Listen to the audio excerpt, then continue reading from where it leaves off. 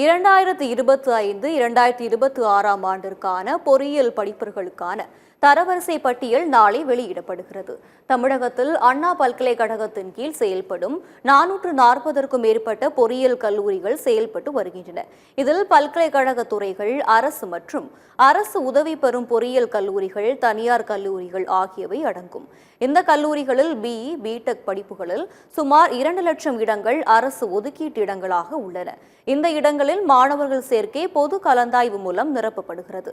நடப்பு கல்வியாண்டில் பொறியியல் படிப்பில் சேருவதற்கான ஆன்லைன் விண்ணப்ப பதிவும் கடந்த மே மாதம் 7ஆம் தேதி துவங்கி கடந்த 6ஆம் தேதி முடிவடைந்துள்ளது. மொத்தம் 2,49,000 மாணவர்கள் விண்ணப்பித்துள்ளனர் என்பது குறிப்பிடத்தக்கது. அனைவருக்கும் 10 இலக்கு எண்கள் கொண்ட ரேண்டம் எண் கடந்த 11ஆம் தேதி ஆன்லைன் வாயிலாக ஒதுக்கீடு செய்யப்பட்டுள்ளது.